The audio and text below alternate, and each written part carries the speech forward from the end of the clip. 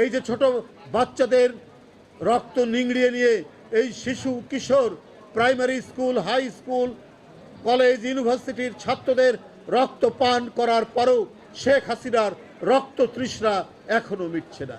তিনি তার নেতাদেরকে বক্তব্য রাখছেন, যার ভিডিও ভাইরাল হয়, তোমরা প্রতিশোধ দাও, তোমাদের বাড়িতে আগুন দিয়েছে, তোমরা পাল্টা আগুন দাও। এটা কোনো জাতীয় নেত্রী বলতে পারে?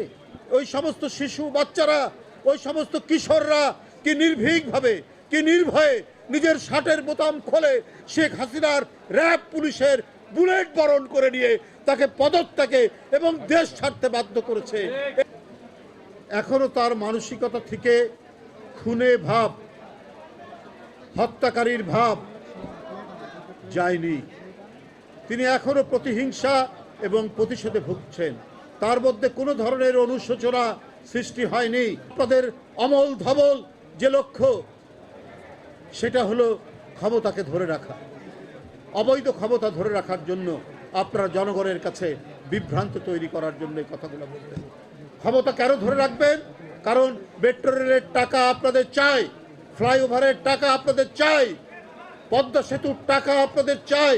এই টাকা দিয়ে আপনারা মালয়েশিয়া, আপনারা কানাডা, আপনারা দুবাই, আপনারা ইউরোপে আপনাদের সন্তান যাতে কিয়ামতের সময় পর্যন্ত ভালোভাবে সুখে শান্তিতে ঝাড়বাতির আলোর মধ্যে বসে তারা জীবনযাপন করতে পারে, সুখের জীবনযাপন করতে পারে, সেই চেষ্টা নেওয়ার কারণেই এই টাকাগুলো আপনারা পাচার করেছেন।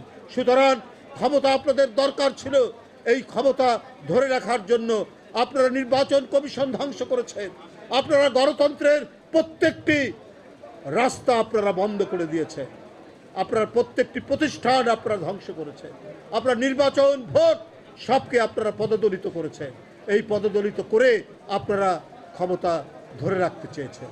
আমরা দেখেছি 2014 ভোটারবিহীন নির্বাচন, গরু বাছর ছাগলের নির্বাচন, ভোট কেন্দ্রে ভোটাররা নেই।